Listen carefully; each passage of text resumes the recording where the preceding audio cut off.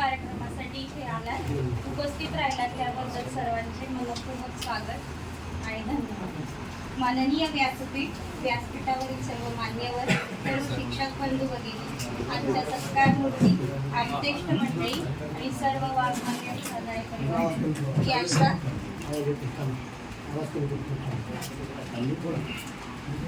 यांचे स्वागत. आज शोभा वाघमारे मॅडम यांच्या सेवाकृतीचा कार्यक्रम आपण आयोजित केला आहे आणि पुढील आयुष्यासाठी वाटचालीसाठी आपण त्यांना सदिच्छा देणार आहोत. इतकी वर्ष नोकरी केल्यानंतर प्रत्येकाच्या आयुष्यात न टाळता येणारा दिवस म्हणजे सेवानिवृत्ती.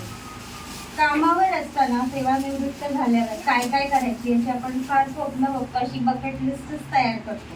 पण प्रत्यक्षात जेव्हा ती वेळ येते तेव्हा मात्र मन दोलायमान होतं आणि डोळ्यात आपोआप पाणी येतं. कारण आपण इथे व्यतीत केलेला प्रत्येक क्षण, रोजची सवय आता सगळं बदलणार असतं याचं दुःख होते. त्याचबरोबर आयुष्याची सेकंड इनिंग सुद्धा चालू होणार.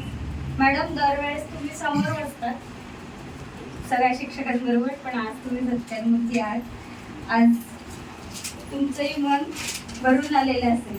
लहानपणापासूनच घरात आईची कडक शिस्त आणि शिक्षक प्रिय अशी आई असल्याने त्यांना लहानपणापासूनच बाळकडू घेऊन तुम्ही घडत गेलात. उत्तम आणि आदर्श हाडामासाच्या शिक्षिका झाल्या, ज्या नेहमी आपल्या मुलांसाठी, विद्यार्थ्यांसाठी वेगवेगळे उपक्रम शोधून खेळकर वृत्तीने विद्यार्थ्यांचा विकास करण्यासाठी नेहमीच तत्पर असतात. कुठलाही विद्यार्थी मागे राहू नये ही जी तळमळ असते ती आमच्या मनाला भावते. अक्षरशः शाळेच्या शेवटच्या दिवसापर्यंत माझा एकही विद्यार्थी लिहिण्यापासून आणि वाचण्यापासून मागे राहायला नाही पाहिजे याची तळमळ शेवटपर्यंत होती आणि ती आम्ही पाहिली. आणि त्याचं वाखाणण्याजोगं कार्य म्हणजे फार कौतुक आहे या गोष्टी. विद्यार्थ्यांसोबत नेहमीच हसत खेळत, कधी राहून कधी मायेने जवळ घेऊन त्यांच्यामध्ये पॉझिटिव्हिटी तयार करून विद्यार्थी कसा घडवायचा हे तुम्ही नकळत आम्हाला शिकवून गेलात. म्हणूनच तर पुढच्या वर्षी तुम्ही आता दिसणार नाही आहात हे कळताच अख्खा वर्ग भावनाशील झाला होता. कारण तुम्ही त्यांच्यासाठी एक शिक्षिका नाही, एक आदर्श शिक्षिका, आई, मैत्रीण, गुरु म्हणून त्यांच्या हृदयात मनात कोरल्या गेल्या. फक्त त्यांच्याच नाही तर त्यांच्या पालकांचा सुद्धा. कारण तुम्ही आता सेवानिवृत्तीमुळे पुन्हा दिसणार नाहीये हे पालकांना सुद्धा भावनाशील होताना आम्ही सर्वांनी पाहिलंय. दररोजचा क्षण हा नवनिर्मितीचा आहे. जोपर्यंत आपल्या जिज्ञासा जिवंत आहे तोपर्यंत माणूस जिवंत असतो.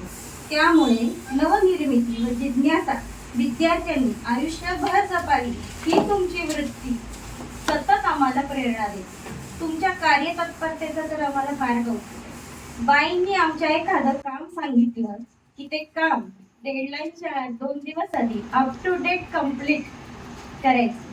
बरोबर ना मॅडम? एवढ्या वयातही नेहमी नवीन शिकण्याची आवड, नवीन करण्याचा प्रयत्न, मग ते हस्तलिखित असो वाजून कोणतंही काम, वेगवेगळ्या पद्धतीने वेगवेगळ्या विषयांवर पूर्ण विचार करून, अभ्यास करून, चर्चा करून त्याचं बेस्ट आउटपुट परफेक्ट द्यायचं. खरंच खूप छान आहे. I am very always proud for that. आजच्या या युगात व बदलत्या जीवनशैलीमध्ये सगळीकडे बदल झालेले असताना, आधुनिकरण झालेले असतानाही शिक्षकांचे कार्य मात्र दीपस्तंभासारखे प्रकाशित व प्रेरणादायी असते हे पुन्हा आम्ही अनुभवले. मॅडम, तुमचे कर्तृत्व तेवढे मोठे आहे, कार्यपद्धत तेवढी परफेक्ट आहे हे प्रत्येक वेळी दिसले. जसे आपल्या शाळेतील नावाप्रमाणे वेगवेगळ्या कल्पनांनी सर्वांना सोबत घेऊन शाळेचा विकास करू पाहणाऱ्या आमच्या सोनवणे मॅडम जर कधी रजेवर असायच्या तेव्हा त्या 90% तरी रिलॅक्स असायच्या. कारण मॅडम जर रजेवर असणार तेव्हा त्या दोन ओळींचा मेसेज ग्रुपवर असायचा की आज मी रजेवर आहे तर चांदणे मॅडम आजचं कामकाज पाहतील. म्हणजे किती प्रगल्भ विश्वास आणि 100% काम करण्याची जो विश्वास होता तो नेहमी आमच्या समोर आदर्श म्हणून उभा राहील. नेहमीच आम्ही त्यांच्याकडनं खूप काही शिकलेलो आहे.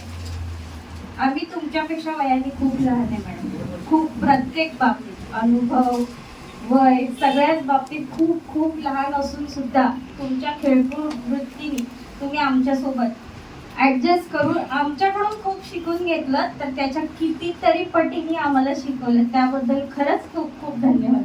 तुमचे आमच्यावर असलेले प्रेम पण त्याला तोडच नाही. ह्याचं एक छोटं उदाहरण म्हणजे घरात काही खाऊ करू दे, एक वाटा शाळेचा नेहमी असायचा आणि तो शाळेत आणून प्रत्येकाला द्यायचा. आज खाऊ आणलाय, खाऊ खाल्ल्याशिवाय जायचं नाही. हे आम्ही कधी विसरणार नाही. अप्रतिम चव सुद्धा कधी विसरणार नाही.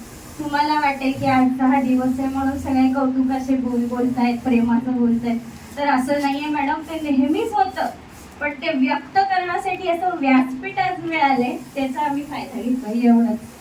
आज आपल्यासोबत हे सगळं कौतुक पाहण्यासाठी, ऐकण्यासाठी त्यांचा परिवार इथं उपस्थित आहे. तुम्हा सर्वांचे पुन्हा एकदा स्वागत. मॅडम, तुमच्या आयुष्यात तुम्ही खूप चढ उतार आले असतील, त्यातूनही तुम्ही न डगमगता उभ्या राहिलात, प्रगती केली.